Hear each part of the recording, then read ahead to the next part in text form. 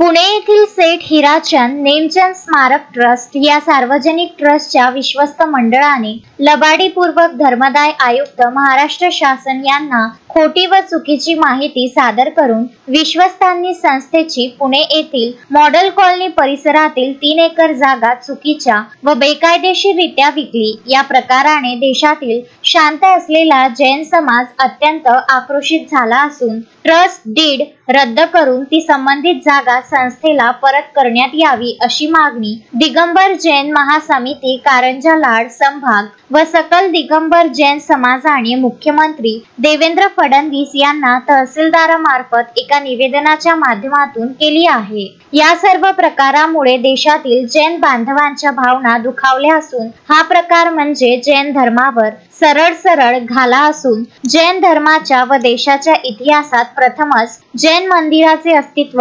नाकारण्याचा व ते गहाण टाकण्याचा प्रकार घडला। विश्वस्तांचा हा निर्णय अत्यंत निंदनीय व निषेधार्ह असून बोगस व पैशाच्या लोभापायी बनविलेला खरेदी खत रद्द बादल करून संस्थेला मालकी हक्क मिळवून देण्याची मागणी यावेळी दिगंबर जैन महासमितीने मुख्यमंत्र्यांना केली आहे। यावेळी दिगंबर जैन महासमितीचे अध्यक्ष ॲडव्होकेट संदेश माणिकचंद जिंतूरकर, उपाध्यक्ष गिरीश मिश्री कोटकर, सचिव कविश गहाणकरी, सहसचिव अनंत रवणे, प्रदेश उपाध्यक्ष आशुतोष झोरापूरकर, प्रदेश कार्यकारिणी सदस्य राजेंद्र खंडारे, वंदना मोहोळे आदी कार्यकर्ते उपस्थित होते। दिगंबर जैन समाजातर्फे माननीय तहसीलदार साहेबांना HND जैन बोर्डिंग बद्दल आणि तिथल्या जैन मंदिराबद्दल निवेदन देण्यात आले।